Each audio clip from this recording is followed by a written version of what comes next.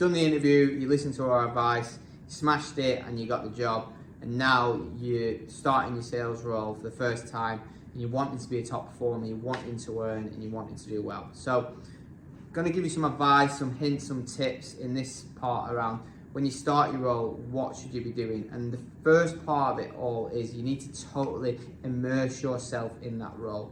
Now, the best salespeople that I've worked with and the best salespeople I've trained have just totally taken everything in, made it their life for the first sort of 3 months about that role, and have really just lived and breathed that role and industry. So I'm going to talk through a few things around what you can do to totally immerse yourself and get yourself prepared to be a top performer. So first thing you can do is obviously the new company you're joining. So they're going to have resources for you to look at, and that will be sort of, you know, things like brochures, the website, and some companies will even go further depth into sort of will have reasons why to buy their products. They'll have how they perform against competitors, reasons to buy, and so you need to totally go and immerse yourself in those areas. So for me, go away and just totally understand what outcomes your companies deliver, which are better than anybody else's. You know, what is your company doing and achieving for their customers,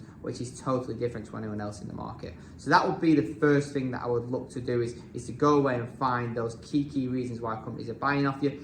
You want to go away and understand who's working with your company now, who are those clients, who's like those clients, so that you can go and sell similar solutions based on the case studies that you've got to them. And you want to go away and really understand the key values that your businesses are delivering to organizations.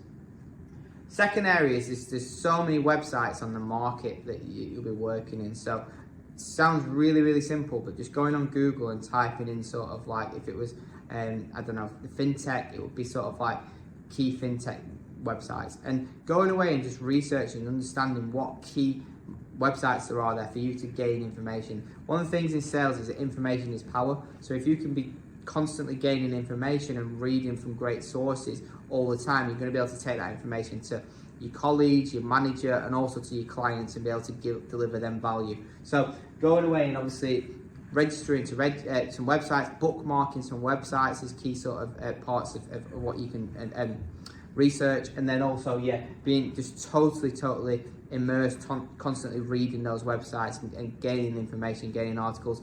A few good ones, McKinsey are always great. They have a search facility where you can search loads of articles. If you're in a tech space, Gartner are great for kind of like some research. But if you go online, there's so many great websites out there where you can get information. One of the things that I've done, and it's been really early on in my career, is I also set Google Alerts. So really simple, Google Alerts. You can set little alerts which are about the industry that you're working in, and every time something hits Google that's got those keywords in, it'll ping you information, and straight away you'll get notified of that article. Therefore, you then, on top of that information, you can use the article in whichever way you want it, and you're keeping up to date with your market or your business. You can even search certain companies in there, so you could be looking out for like if they had an office move, some information about that for you to give a trigger to ring that company.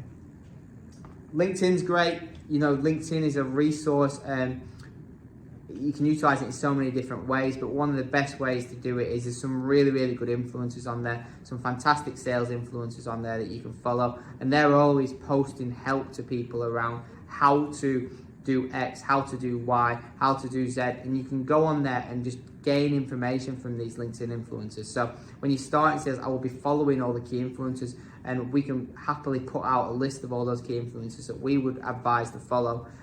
But some companies that do a great job of that are Cognizant, for example, ZoomInfo, Gong, are always putting out amazing content on how to approach sales, how to try different things, try unique things, and you can be totally immersed within the sales sector if you are actually understanding, you know, reading about Cognizant, Gong, and ZoomInfo. They put some really good content out there, so check that out. Companies on LinkedIn, so actually looking at certain companies, as I mentioned, you know, the likes of Cognizant and things are always posting great content. Also kind of following your competitors' companies when you first start in a role, just so you're understanding what they're doing, reading about what they're doing and keeping up to date with what they're doing is really important when you start the role. And then, very old school, but magazines, you know, if you're, for example, in the tech sector, you know, something like the CIO magazine is great to read, because majority of your ICP are going to be reading it, and therefore you're going to be taking in information and finding relevant articles to them that that you'll be able to use in the future. So once again, reading magazines is retaining all that information and being totally immersed in the industry that you're working in. Competitors, going away and understanding the competitors early on. You would have done that research anyway in the interview process, and then taking it a next step on and really understanding about who your competitors are, what their USPs are versus what your business's USPs are, and a USP is a unique selling point. So understanding what angle they're selling on and how you can probably differentiate from that. And then just going away and researching your market. As I said, all this sort of stuff will help you research your market. And if you can stay on top of your market early on in your sales role. I remember when I first started in sales, I literally would be driving down the motorway, and I would see a lorry, and if it was a company I'd not heard of, I would write it down and then go away and research that. Now, the world's changed, you can use the internet and stuff for that a lot more now, but I think, when you first start in your sales role, totally immerse yourself in that role, in the market, in the company you've joined, in the competitors, and you can utilize all these different ways to find out information, and that will help you early on in your career to really, really be able to understand what you're trying to sell as a solution and really be able to pick up stuff straight away.